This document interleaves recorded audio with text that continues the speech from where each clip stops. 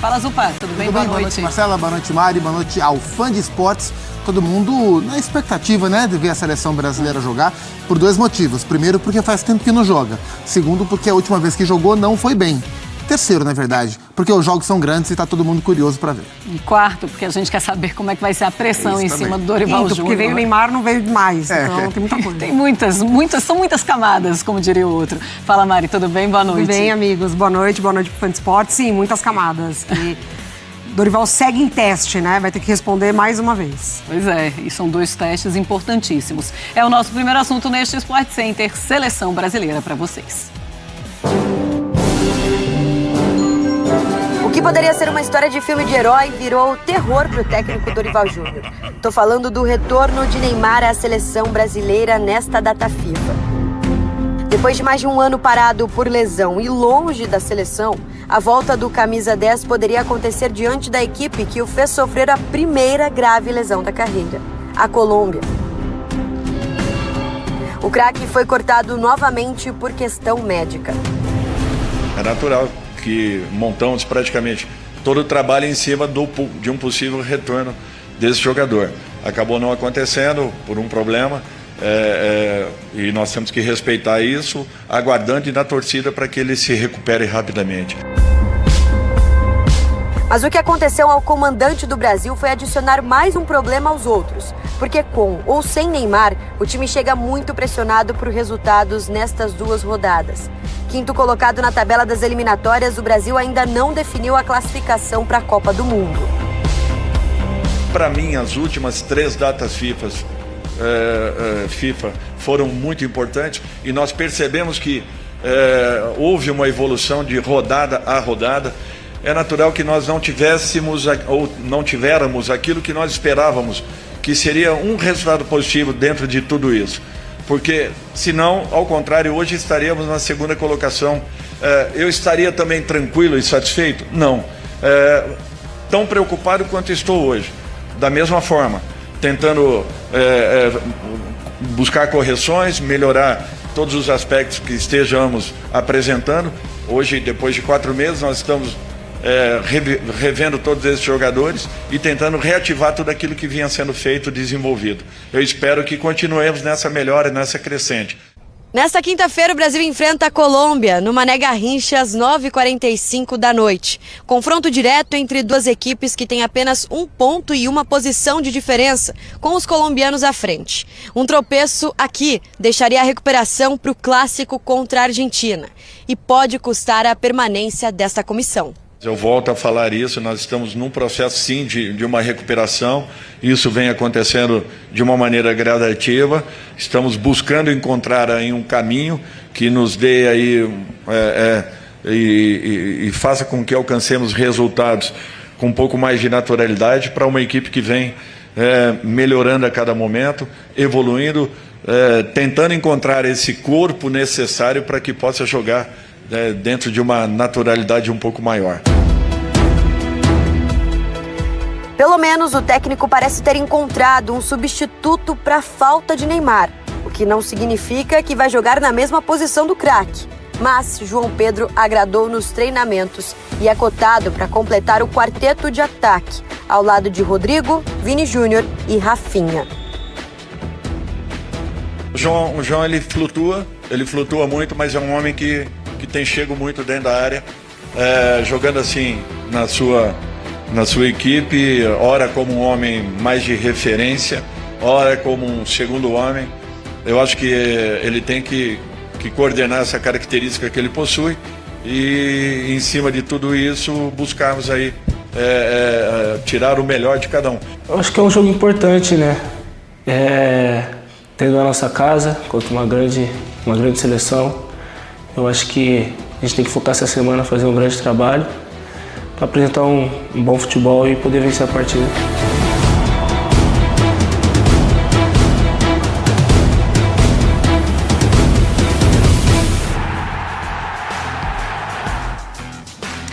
Vamos lá, falar sobre seleção brasileira, sobre Dorival Júnior, e já levanto então a nossa tela para mostrar os números do Dorival Júnior à frente da seleção. 60% de aproveitamento, são 6 vitórias, 7 empates e uma derrota. Uma derrota, é verdade, é pouco, mas são muitos empates. A gente vai conversar daqui a pouquinho com o Pedro Ivo Almeida e também com a Vitória Leite, lá em Brasília. Antes, vamos falar um pouquinho sobre o Dorival Júnior, sobre a pressão que ele está sofrendo na seleção brasileira, mas também sobre a ideia dele ter pensado esses próximos 2 jogos com o Neymar, algo que não aconteceu, Zupar. Assim, e estava claro, o Pedro Ivo vem trazendo já há algum tempo, primeiro, a possibilidade de convocação que era grande antes mesmo dela acontecer. E segundo, que o pensamento da comissão técnica era, de fato, utilizar o Neymar. E eu me lembro que na época da convocação, parte do debate era, o Neymar ele vai ser útil em parte do jogo, o Neymar vai ser mais útil no ambiente, no vestiário.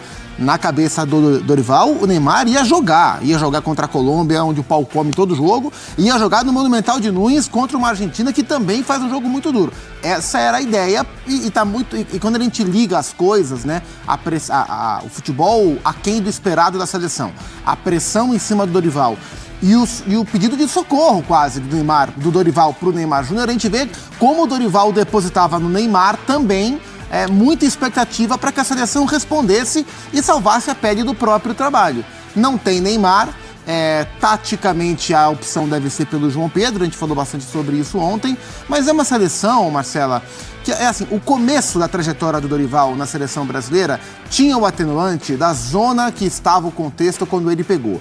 Era Ancelotti não é mais, era Diniz Tampão foi embora, o Dorival assumiu em cima da Copa América, aquela coisa toda. O tempo passou. E a evolução é muito tímida. A evolução, nas palavras do Dorival, ela é um pouco descolada do que a gente vê no campo. Talvez exista essa evolução, mas ela é muito tímida. O Dorival, para mim, é muito otimista nas palavras quando ele fala sobre essa evolução rodada após rodada. Não por acaso, o Brasil chega numa campanha menor do que se esperava e pressionado para esses 2 jogos. Mari, você acha que erra a seleção brasileira ao pensar e organizar aí os próximos 2 jogos, pensando em Neymar, sabendo quem é o Neymar e sabendo da situação física dele também? Pois é, o debate vai ser sempre esse, né? Até que se prove o contrário, não é só o Dorival que espera pelo Neymar, esse grupo espera pelo Neymar. Assim, o Neymar, ele é esperado pelos jogadores, ele é muito falado pelos jogadores. Desde quando ele sofre a lesão, tá todo mundo esperando a volta do Neymar. E isso vai aumentando cada vez mais a pressão, né? Em cima dele, em cima desses jogadores que também precisam corresponder quando o Neymar voltar. Então, assim, eu acho que é uma utopia pensar a seleção sem o Neymar. O discurso ele já tá muito bem feito, é por parte da CBF, é por parte do treinador, por parte dos jogadores. O Neymar ele vai voltar para a seleção. A gente vai acompanhar a parte física, se vai ser uma questão ou não. Mas, desde a lesão, a seleção ela não se preparou para atuar sem o Neymar. Ela se preparou para sobreviver enquanto o Neymar não voltava. E aí a CBF, enfim, com as tomadas de decisão completamente equivocadas de treinadores, de organização, não também permitiu que quem fosse o escolhido, enfim, o Dorival, fazia sentido pelo que ele apresentava dentro do futebol brasileiro, mas não era nem de perto a primeira opção da CBF. Então essa zona é toda representada no que a gente tem ali de tabela de eliminatórias. Pois é, essa é uma grande questão. Uma seleção brasileira esperando um jogador que ninguém sabe quando vai voltar, como vai voltar ou sobreviver até a volta dele. É realmente complicado. Vamos para Brasília conversar com Pedro Ivo Almeida e também com a Vitória Leite. Estão por lá desde o começo da semana para acompanhar a seleção brasileira, os últimos treinamentos. E hoje aconteceu esse último treinamento. Vicky, muito boa noite, bem-vinda ao Sport Center. Teremos novidades, então, amanhã contra a Colômbia. Um beijo também para o Pedro. Boa noite, amigos. Um beijo para vocês, um beijo para todos que estão nos acompanhando. A gente está aqui em frente ao estádio Mané Garrincha. Fica lindo a noite, né, colorido? Boa noite, Pedro. De verde e amarelo, né, Vicky? Boa noite. É isso, esperando o jogo da seleção brasileira, um jogo importantíssimo, resultados que podem fazer toda a diferença para essa comissão, como a gente acabou de contar a história na matéria. A gente vai falar um pouquinho de como veio esse time para hoje. O Pedro tem informações de como treinou a equipe hoje e a gente já falou aqui, vem falando desde ontem, né, que o João Pedro realmente foi o cotado para essa vaga que seria de Neymar.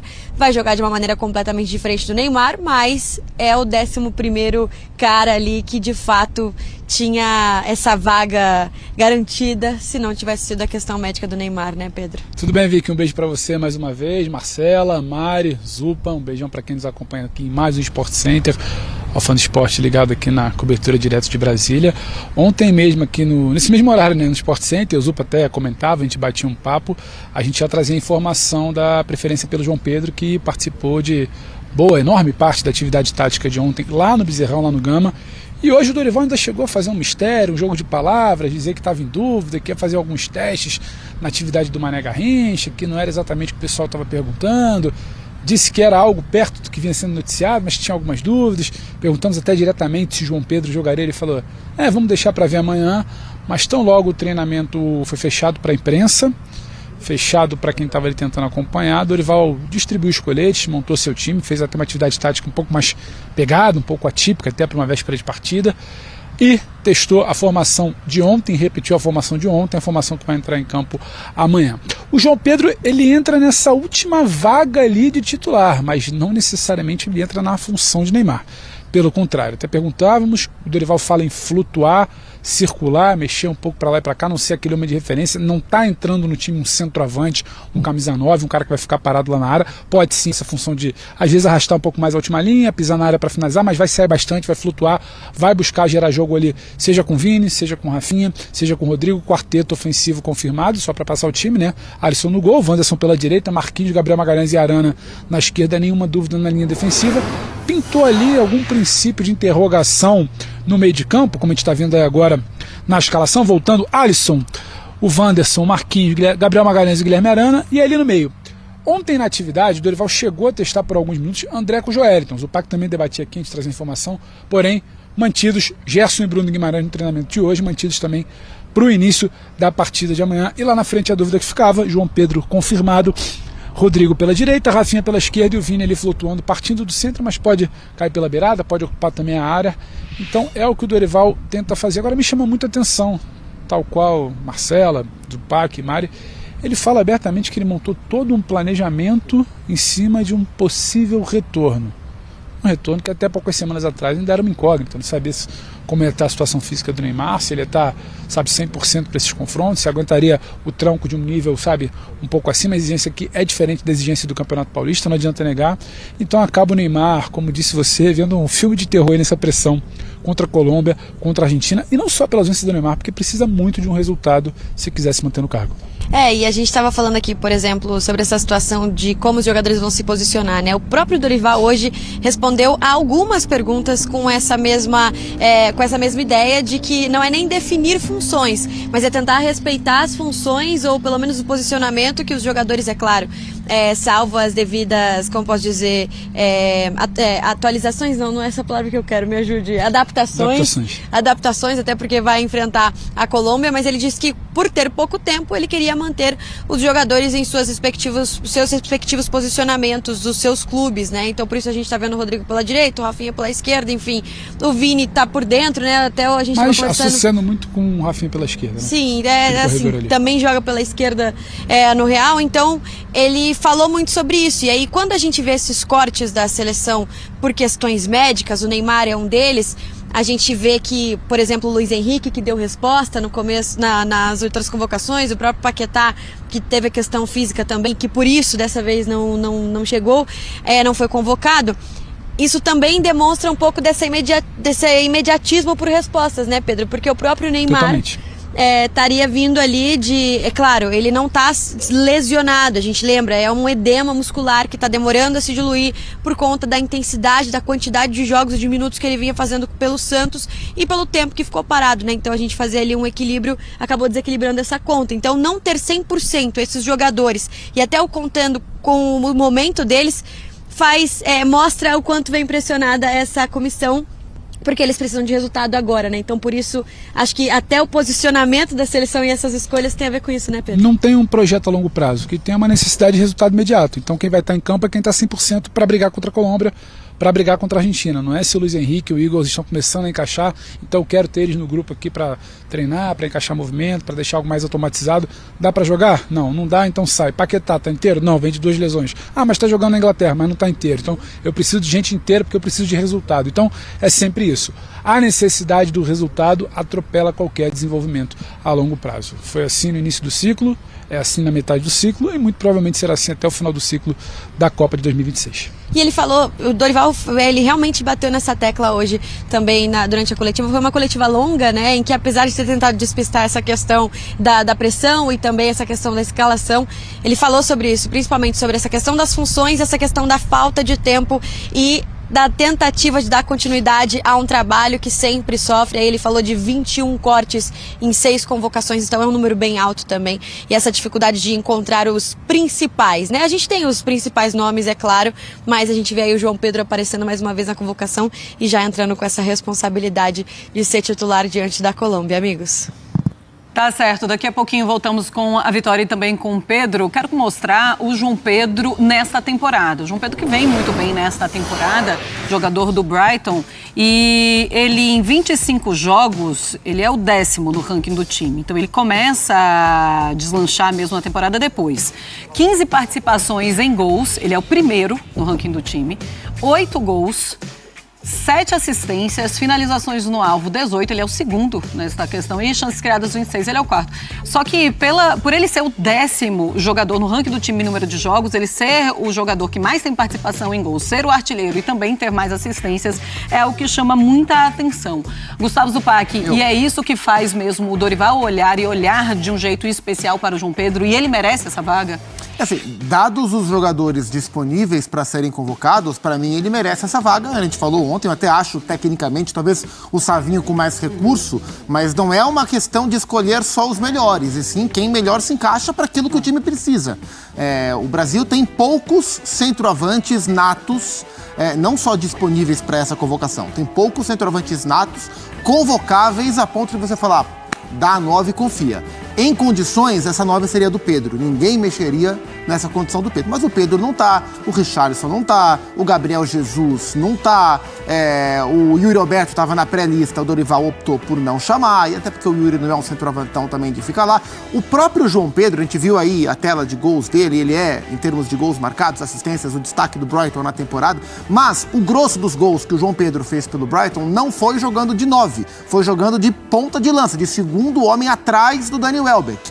Quando o Welbeck não está, o João Pedro dá um passo à frente e vira o centroavante da equipe do Brighton. Ele pode jogar como 9, ele não é um 9, mas dada a carência de alguém para ocupar essa função, e acredito eu, potencializar o jogo do Rodrigo, do Rafinha, do Vinícius por trás dessa figura, para mim, neste cenário de hoje, com a lista de hoje, ele merece ser escalado, pelo menos para esse primeiro jogo, a ponto do Dorival observar. Tem o Endrick, que pode fazer também essa função, embora também não seja um 9-9 de ficar parado dentro da área, mas o João Pedro vem em uma temporada melhor que a do Endrick. Pois é, e embora sabemos também que o Dorival Júnior, antes de escolher o Endrick, ele escolhe outros e outros e outros. O Endrick só veio porque o Neymar foi cortado. Exatamente, aí ele entra já nessa... Não era nem pra estar aí no final. Estava na pré-lista, mas depois não entre os... Mas aí ele entra depois da saída do Neymar. Mari, como você vê, então, o João Pedro ficando com essa vaga? E você prefere o João Pedro ao Savinho de começo? Não prefiro, mas é uma preferência mesmo pessoal, por estilo de jogo, pelo que o Savinho pode oferecer. Mas eu concordo com o Zupac também. E essa necessidade de você potencializar os outros jogadores que têm essa titularidade, né, garantida. Além disso, esses gols, o João Pedro ele tem um aproveitamento absurdo em pênaltis, né? Então aumenta muito o número de gols dele. Ele, nessa entrevista que a gente mostrou nesse recorte CBF TV, ele fala sobre a temporada passada, de fato, ele ser esse cara do Brighton em gols e nessa temporada muito mais das assistências. Mas os números são muito bons, de fato, numa equipe que ele faz parte dessa construção ofensiva e eu acho que ele pode oferecer isso para a seleção, para você, de fato, não ter na figura do João Pedro o cara que vai fazer o gol, mas que vai contribuir com os outros jogadores e ele também pode ser beneficiado, porque a gente está falando de Rodrigo, de Rafinha, que também fazem esse papel da assistência. Então, assim... eu acho que no papel, olhando essa seleção, esses jogadores de frente principalmente, a qualidade é absurda. Eu só não sei se é o ideal para enfrentar a Colômbia, que é um time que vai elevar muito o nível de jogo, da competitividade. Acho que o Brasil ele precisa ter uma atenção muito séria. Era com o Diniz ainda, naquele jogo que, né, o meio de campo do futebol brasileiro foi melhor do que o meio de campo da Premier League na época, foi essa brincadeira. Mas eu acho que o Dorival ainda nessa tentativa de buscar não só a melhor formação ou uma identidade, mas como ter o melhor principalmente desses jogadores de frente, incluindo o Vinícius Júnior. Vamos saber agora informações da CBF. Tem informações de última hora. Teremos um velho novo presidente até 2030. Edinaldo Rodrigues lançou a sua chapa e vai ser o presidente da CBF, porque é chapa única, até 2030. Vitória Leite. É isso, Marcela. Enquanto a gente está falando dos jogos aqui, né, a data FIFA, que acontece poucas vezes no ano, nessa mesma ocasião, Edinaldo Rodrigues inscreveu a chapa, porque as eleições vão acontecer já na segunda-feira, né? Chapa única. O Pedro tem informações para explicar para a gente. Pode contar, isso, Vitória. Pedro. Tudo muito a toque de caixa, né? Edinaldo neutralizou bem sua posição. A partir do momento que o Ronaldo desistiu da candidatura oficialmente, Edinaldo correu para marcar logo a sua eleição. Por que correu, que a gente fala correu? O mandato vai até março de 2026. Só que um ano antes ele já pode pleitear, né, o desejo de comandar uma nova eleição. 23 de março, domingo, era a data de início do prazo para convocar novas eleições. Dia 24, segunda-feira, ele já marcou a eleição. Hoje era o prazo para inscrever as chapas. Inscreveu as chapas. Apoio unânime das 27 federações, da ampla maioria dos clubes das séries A e B. Não vai ter oposição. Então, o Edinaldo será aclamado para um mandato de março de 26 até março de 2030, completando mais de 9 anos, porque ele entrou no mandato tampão lá em 2021, foi eleito em 2022, será reeleito agora em 2025 para o mandato a partir de 2026 e reformou o estatuto. E acredite você, pode ser reeleito mais uma vez, completando, quem sabe, aí até 13 anos de mandato. Uma alternância de poder muito democrática na nossa CBF. Só para listar aqui, escreveu a chapa hoje com 8 vice-presidentes. Reinaldo Carneiro Bastos, presidente da Federação Paulista, Ednailson Rosenha, do Amazonas, Roberto Góes, do Amapá, Ricardo Lima, seu fiel escudeiro, cunhado, genro, aliás, desculpa, da Federação Baiana, Gustavo Oliveira do Espírito Santo, Leomar Quintanilha, o vice mais velho em caso de vacância do poder do Tocantins, é um dos vices também, Rubens Angelotti de Santa Catarina e Gustavo Henrique, que é um articulador, um homem forte do Edinaldo na sede de Brasília aqui da CBF. CBF há quase um ano já tem uma nova velha sede aqui em Brasília, porque é aqui que o jogo político da CBF é costurado, seja na Câmara, seja no Senado, seja com liminares no STF. Então esse é o grupo de comando da CBF para os próximos 4 anos. Esse final de ano ainda tem um mandato pessoal que está lá, de março de 2026 até março de 2030, mais um mandato de Edinaldo Rodrigues, que, completando 13 anos, pode vir a ser, me lembra Elton Serra, sempre atento às peripécias de Edinaldo Rodrigues desde os tempos de Bahia, me lembra ele, pode ser o terceiro mais longevo presidente da CBF, perdendo apenas para Ricardo Teixeira e João Avelange. Então aquele discurso de novidade, mudar, modernidade, parece que vai ficando pelo caminho num possível, quem sabe, terceiro mandato de Edinaldo. Tá bom, tá certo então. Vai aprendendo. Vai aprendendo, assim, mas não é legal, mas vou aprendendo e vou aprendendo. E assim você vai se perpetuando. O sistema é bruto.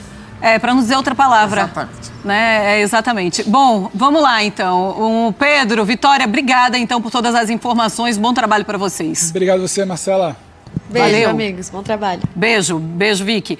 Bom, seguimos falando de seleção brasileira. O Dorival Júnior, ele falou hoje também sobre as recentes declarações do presidente da Conmebol. Aquelas declarações racistas que pegaram muito, mas muito mal. E o Dorival falou sobre. Bom, eu acho que de uma maneira geral foi uma declaração muito infeliz do presidente. Ele próprio se reportou no dia de hoje. O que eu gostaria de ver as confederações e a Conmebol unidas para que nós possamos punir de uma maneira direta a todos aqueles que infringam as leis e que ousem atacar os seus semelhantes.